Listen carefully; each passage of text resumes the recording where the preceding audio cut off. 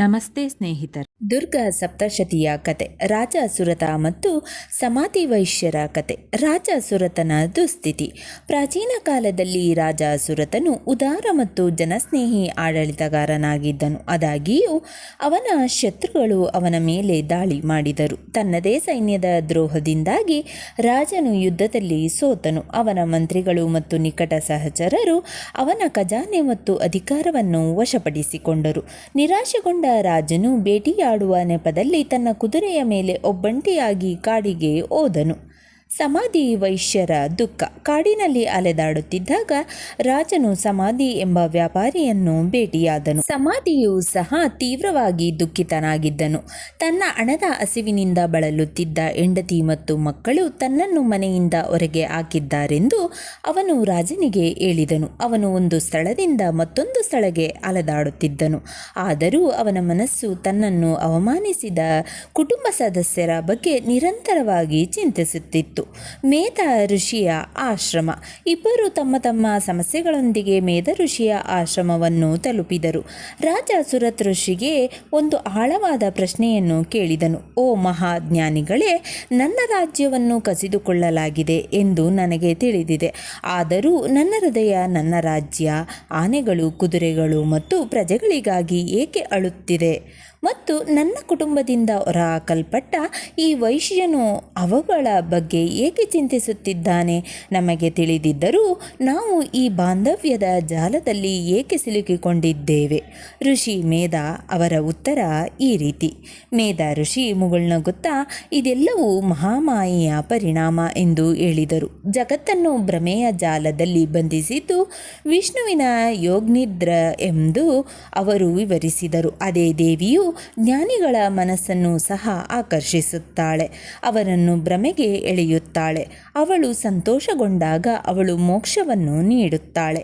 ಈ ಕುತೂಹಲವನ್ನು ಪೂರೈಸಲು ಋಷಿ ಮೇಧ ರಾಜ ಮತ್ತು ವೈಶ್ಯರಿಗೆ ದೇವಿಯ 3 ಪ್ರಮುಖ ಅವತಾರಗಳು, ಅಂದರೆ ಮಧು, ಕೈಟಭ ವಧ, ಮಹಿಷಾಸುರ ಮರ್ದಿನಿ ಮತ್ತು ಶುಂಭ ನಿಶುಂಭ ವಧ ಕಥೆಗಳನ್ನು ವಿವರಿಸಿದರು. ಇದನ್ನು ನಾವು ದುರ್ಗಾ ಸಪ್ತಶತಿ ಎಂದು ಕರೆಯುತ್ತೇವೆ.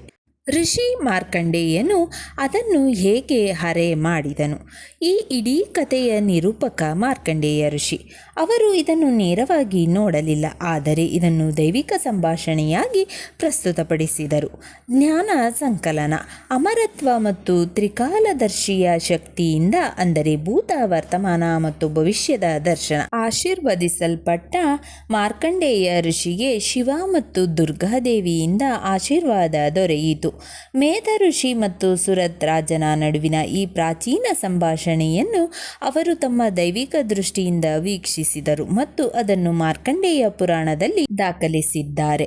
ಜನರ ಕಲ್ಯಾಣಕ್ಕಾಗಿ. ಕಲಿಯುಗದಲ್ಲಿ ಒಬ್ಬ ವ್ಯಕ್ತಿಯು ಕಷ್ಟಕರವಾದ ಸಾಧನೆಯನ್ನು ಮಾಡಲು ಸಾಧ್ಯವಾಗದಿದ್ದರೆ ಈ ಪಠಣದ ಮೂಲಕವೇ ಅವನು ದೇವಿಯ ಆಶೀರ್ವಾದವನ್ನು ಪಡೆಯಲು ಸಾಧ್ಯವಾಗುವಂತೆ ಅವರು ಈ 700 ಶ್ಲೋಕಗಳ ಜ್ಞಾನವನ್ನು ಸಪ್ತಶತಿ ರೂಪದಲ್ಲಿ ನೀಡಿದರು.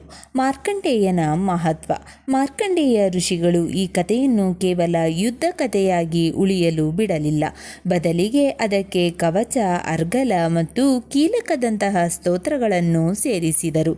ಇದರಿಂದಾಗಿ ಇದು ಸಂಪೂರ್ಣ ಸಾಧನ ವಿಧಾನವಾಯಿತು. ಕಥೆಯ ಅಂತ್ಯ. ಮೇಧ ಋಷಿಯ ಕಥೆಯನ್ನು ಕೇಳಿದ ನಂತರ ರಾಜ ಸುರತ್ ಮತ್ತು ಸಮಾಧಿ ವೈಶ್ಯರು ನದಿಯ ದಡದಲ್ಲಿ ದೇವಿಯ ಮಣ್ಣಿನ ವಿಗ್ರಹವನ್ನು ಮಾಡುವ ಮೂಲಕ ತೀವ್ರ ತಪಸ್ಸು ಮಾಡಿದರು. ದೇವಿಯು ಪ್ರತ್ಯಕ್ಷಳಾದಳು. ದೇವಿಯು ರಾಜ ಸುರತನ ಕಳೆದು ಹೋದ ರಾಜ್ಯವನ್ನು ಪುನಃ ಸ್ಥಾಪಿಸಿದಳು ಮತ್ತು ಅವನ ಮುಂದಿನ ಜನ್ಮದಲ್ಲಿ ಸಾವರ್ಣಿಮನು ಆಗುವಂತೆ ಆಶೀರ್ವದಿಸಿದಳು. ದೇವಿಯು ಸಮಾಧಿ ವೈಶ್ಯನಿಗೆ ತತ್ವಜ್ಞಾನ, ಅಂದರೆ ಮೋಕ್ಷ ದಯಪಾಲಿಸಿದಳು. ಇದರಿಂದಾಗಿ ಅವನು ಲೌಕಿಕ ಮೋಹದಿಂದ ಮುಕ್ತನಾದನು. ಓಂ ದುಂ ದುರ್ಗಾಯೇ ನಮಃ. ಓಂ ದುಂ ದುರ್ಗಾಯೇ ನಮಃ. ಓಂ ದುಂ ದುರ್ಗಾಯೇ ನಮಃ.